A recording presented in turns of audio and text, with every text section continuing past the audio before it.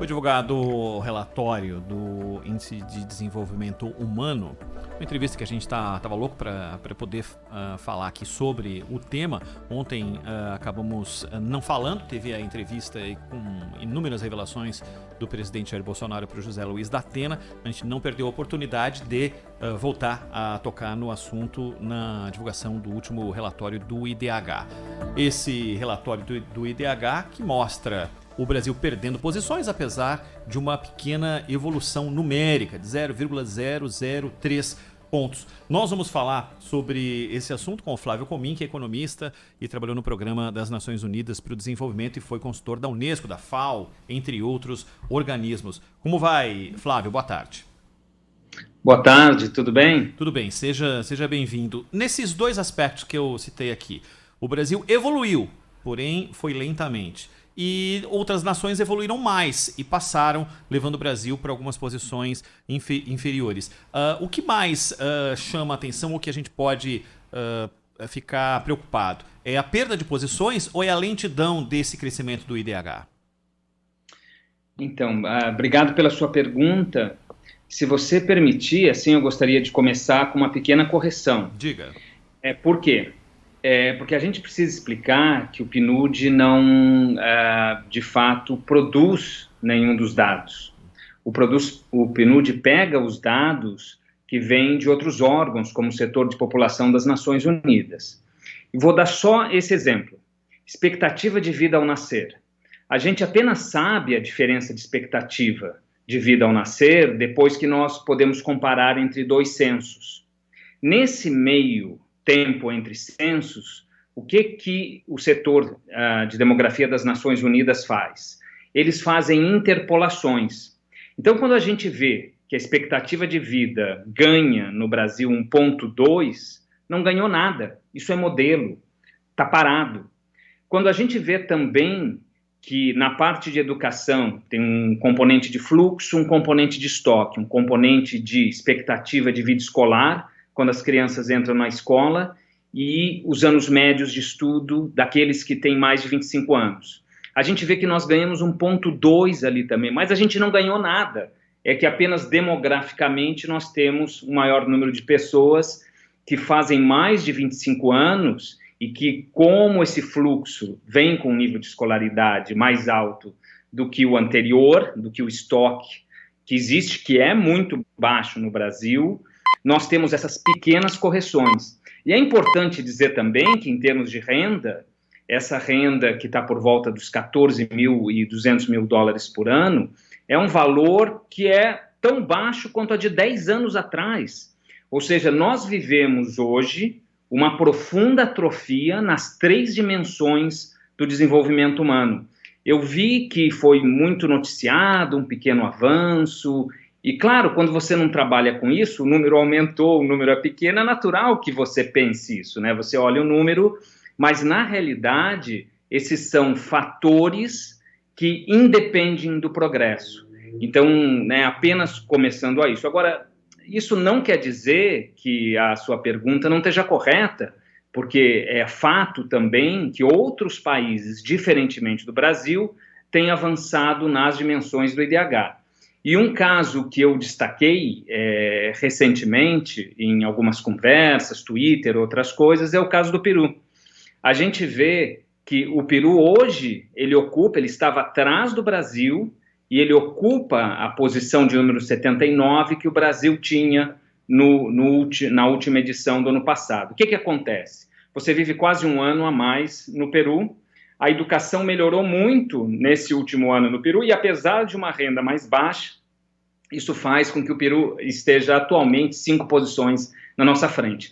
Dos 10 que estavam na frente no ranking do ano passado no Brasil, ninguém caiu, e 4 ultrapassaram o Brasil, como Nova Macedônia, Ucrânia, até Colômbia, que caiu, mas caiu menos, ficou na frente do Brasil.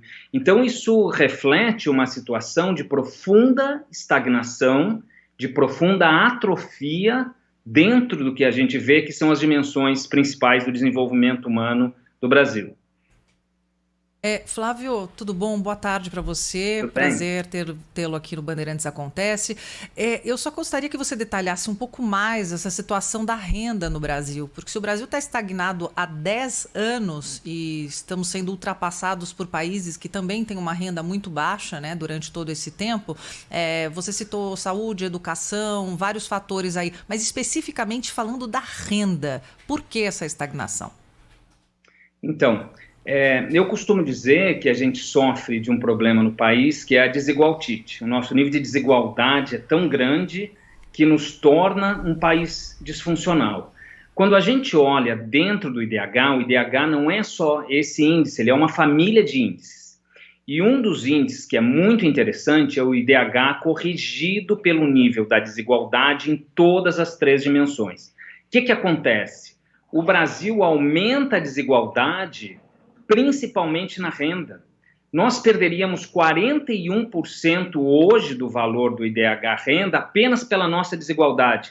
Vocês acreditam que as pessoas, os 40% mais pobres do Brasil, tinham 10,6% da fatia da renda nacional e que nesse último IDH mostrou que eles perderam 0,2%, eles passaram a ter 10,4%, e entre os 10% mais ricos se ganhou 0,6%. Isso, o que acontece? É um modelo de crescimento que não é inclusivo, é um modelo de crescimento que não é propósito. A gente quer fazer o PIB subir, como Edmar Baixa falava na década de 70, o felicitômetro dos ricos subir, e quem tem trabalho, quem pode participar desse mercado, está muito bem, obrigado. Os demais não podem, e os demais veem acontecer no Brasil algo que a gente apenas vê em países africanos, que é os 10% mais ricos terem uma proporção acima dos 40% da renda. A gente não vê isso. A gente olha na tabela do IDH e a gente não vê nenhum dos países vizinhos tem um nível de concentração de renda. Então, o que o nosso fracasso, essa desigualdade que acontece no modelo econômico brasileiro, é um fracasso que é ao mesmo tempo social e econômico. E deixa eu ser bem claro, não existe economia forte em sociedade fraca. Isso é uma falácia. A maior parte dos países desenvolvidos resolveu primeiro, como o nosso trabalho de gente, como Robert Putnam, tantos outros. Você desenvolve primeiro a sua sociedade, você garante condições de convívio, condições de trabalho, condições de decência, e a economia vem como a natureza das atividades. Então, esse é um problema muito sério que a gente tem, que é a concentração de renda e as disfunções que ela traz para o modelo econômico brasileiro. Flávio Comim, boa tarde. Boa tarde. Esses números que você está explicando para a gente, claro, eles se referem a 2019 e esse crescimento em relação a 2018, portanto, uma situação pré-pandemia. É óbvio que a pandemia atingiu o mundo inteiro, mas também é óbvio que os efeitos da pandemia não são uniformes, não é? Uma coisa é o que a pandemia provocou em termos socioeconômicos na Noruega. Outra coisa é o que provoca aqui, onde há essa desigualdade crônica histórica. É claro que talvez seja um exercício de especulação, mas é possível intuir efeitos, inclusive, no IDH, no aumento dessa desigualdade. Por exemplo, você falou em expectativa de vida. Mesmo em São Paulo, em uma cidade, a expectativa de vida nos jardins é muito diferente da expectativa de vida em muitas regiões periféricas. Dá para imaginar o impacto que este ano esquisito, excepcional, provocará nesses índices e, sobretudo, na desigualdade real do dia a dia dos brasileiros? Então, é uma boa pergunta, uma pergunta difícil de responder, porque nós temos fatores que vão em direções opostas. O crescimento da desigualdade foi em todo o mundo, né? Vocês devem ter visto de reportagens do New York Times, até mesmo aqui de Barcelona, de onde eu falo, como foram diferenças de 7 a 10 vezes o quanto que a pandemia atingiu entre as famílias mais pobres e mais ricas. No entanto, onde a transferência de renda, o auxílio emergencial funcionou, e isso amenizou bem, e o Brasil fez algo que talvez o Brasil não esperasse, que foi dar um auxílio que melhorou a vida de algumas pessoas durante alguns meses. Então, o que nós precisamos ver é como isso, talvez no curto prazo teve muita oscilação.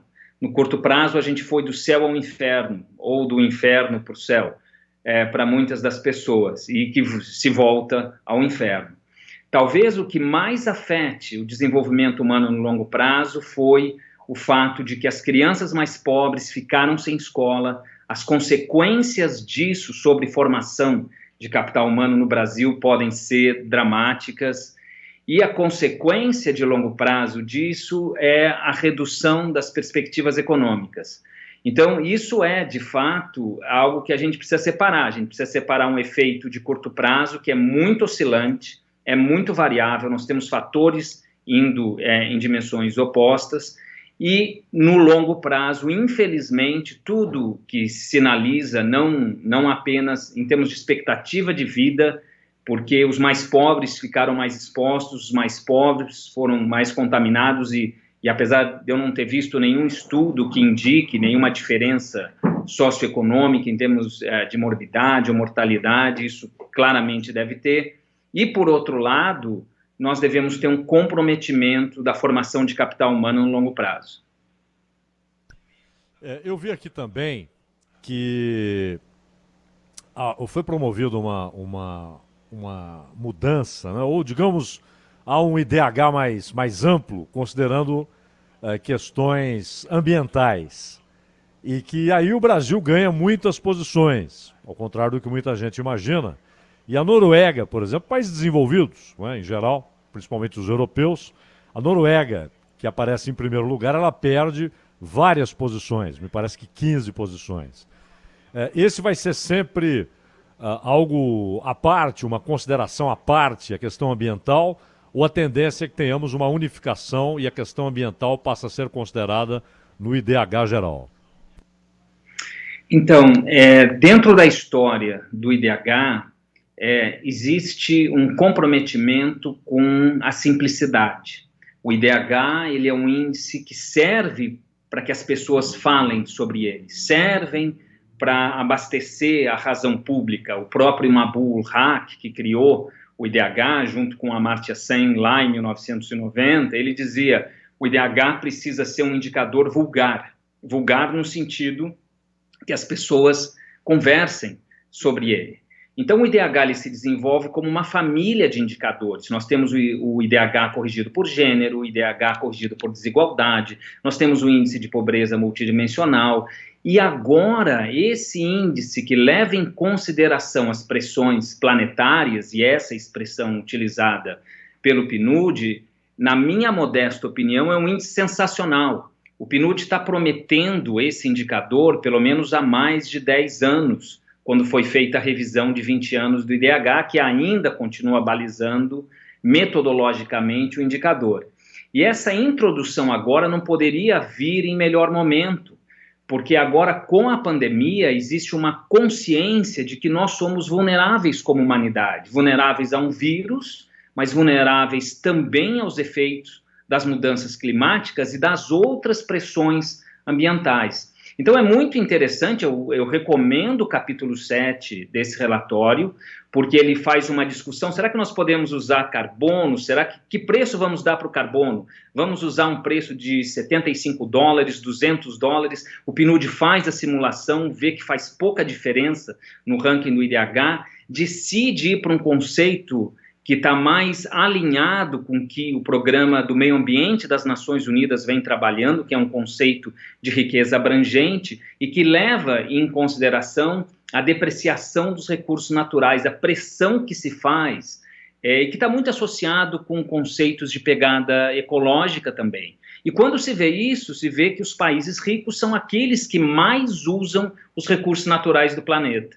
A união entre o desenvolvimento humano, que é o que o IDH sempre trouxe para o nosso debate, com conceitos de sustentabilidade que trazem a preocupação ambiental junto, fazem com que a gente tenha que se preocupar não apenas com hoje, que é o que o IDH trata, mas que a gente tenha que se preocupar com o futuro e com uma noção de justiça que não é apenas não é apenas dentro da nossa geração, mas é intergeracional.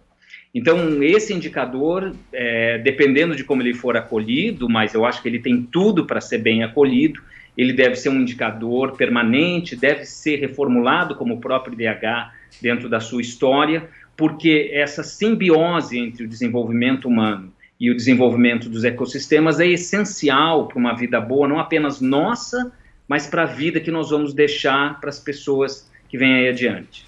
Flávio, eu volto a falar da renda, porque ao mesmo tempo que a gente falou em estagnação, tem um item aqui no relatório que diz que o resultado, porém, ainda mantém o Brasil no grupo de países com alto desenvolvimento humano. Então, seria a gente pode dizer que pelo IDH seria um país de grandes contradições? Então, sem dúvidas, né, a primeira coisa, sem dúvidas, né, como é que você explica que um país que é rico como o Brasil é um país que tem todas as mazelas que tem? Então, sem dúvida, é um país com muitas contradições, mas eu me permito dizer, assim, pelo fato de ter trabalhado e tantos anos, né, com diferentes órgãos das Nações Unidas, que sempre a linguagem que as Nações Unidas usam é uma linguagem muito diplomática, é uma linguagem muito educada, assim como deve ser, né, uma linguagem diplomática, imparcial e educada. Então você encontra no IDH um grupo que é de desenvolvimento humano alto, onde está o Brasil, e o desenvolvimento humano muito alto, onde, eu não vou dizer que tem lá a torcida do Flamengo, mas tem a torcida do Juventus, do Barcelona, tem muita gente lá. Né? Você normalmente tem um conjunto de pelo menos 60 países. Então, o desenvolvimento humano alto, na realidade, não é alto. Na realidade, é um desenvolvimento humano médio. Se você concebe que tem, né, uma categoria inicial, você tem 4 grupos. Né? Então, você está naquele superior, mas não está no outro. Né? Então, você, na realidade, está no segundo grupo. Então, esse é um esclarecimento importante. Agora, tendo dito isso, o Brasil é um país de muitas contradições, é um lugar onde você vai encontrar, assim como na Índia, ilhas de excelência e, ao mesmo tempo, uma miséria abjeta. Agora, o que eu digo é o seguinte, todos os anos que eu trabalhei no PNUD, e de 2006 a 2010, 5 edições do IDH, eu era uma das pessoas da equipe, né, mas era como economista do PNUD responsável por conversar com as pessoas, explicar o que era o indicador. A gente sabia que qualquer pequena modificação do indicador dava muita discussão, dava muito debate. E agora uma das coisas que me chama a atenção nesse país tão cheio de contradições é que nesses últimos anos, nós que estávamos estagnados na posição de número 79, nós caímos 5 posições e parece que as pessoas seguem a sua vida como se isso não importasse. Essa mudança de atitude em relação a más notícias, para mim, é uma notícia também.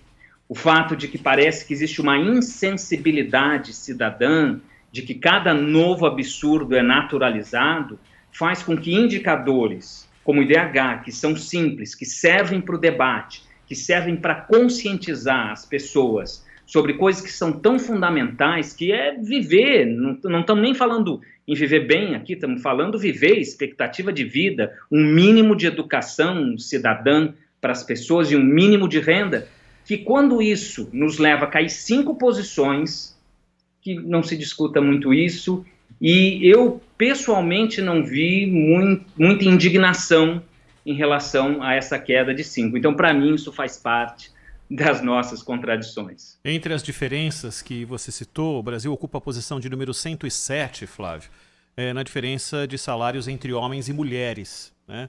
E interessante ver que no ranking, os países em que tem uma disparidade menor ou que as mulheres, na verdade, estão à frente dos homens na massa salarial, são países africanos. A posição de número 107, do ponto de vista da evolução ou involução desse número, o que você tem observado a diferença de salários entre homens e mulheres?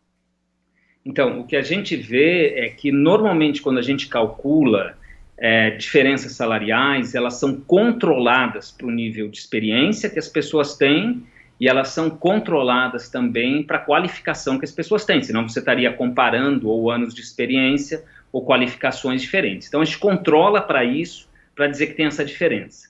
Agora, a realidade ela é muito pior, a realidade brasileira ela é muito pior, porque você tem no grupo das profissões que pagam bem, que a gente chama de STEM, né, de ciência, engenharia, tecnologia e matemática, são profissões que acabam tendo muito mais homens do que mulheres. Então, antes de você fazer essa comparação, você tem uma certa... eu quero usar a palavra, não quero usar a palavra endogeneidade, mas quero dizer, você tem um certo viés que as mulheres acabam ficando por toda a discriminação que existe no nosso país, e a gente precisa dizer isso. A gente precisa dizer que, como país, como sociedade, isso não quer se restringir aos indivíduos, mas também quer abranger as instituições dentro das quais os indivíduos operam. Nós temos vieses que não são apenas machistas, que não são apenas racistas, que não são apenas homofóbicos, nós temos esses vieses. E isso faz com que exista esse elemento técnico externo de comparação e uma realidade que é pior. Uma realidade na qual as meninas na escola dizem que matemática é coisa de menino e na escolha das profissões você tem apenas 20% das mulheres brasileiras que estão nesse grupo que paga melhor e para todo o demais, quando você compara, você encontra essa diferença. Então a realidade ela é pior ainda. E só tem uma maneira de mudar. A maneira de mudar isso é mudar a cultura das pessoas.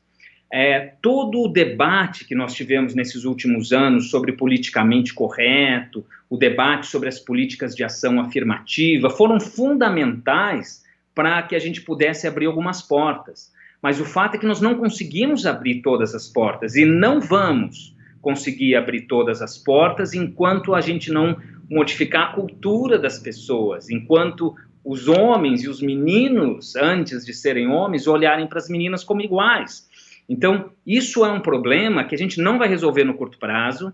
Essas diferenças, elas devem se perpetuar e apenas a gente pode olhar para as futuras gerações e pode pensar em modelos educacionais onde essas diferenças sejam trabalhadas. Flávio Comin, economista, que já esteve no Programa das Nações Unidas para o Desenvolvimento, consultor da Unesco, entre outros organismos. Flávio, muitíssimo obrigado, um abraço, boa estada aí na Europa para você, tá bom? Obrigada, Flávio. Eu que agradeço. Até logo. Tudo de bom. Até mais, gente. Até mais.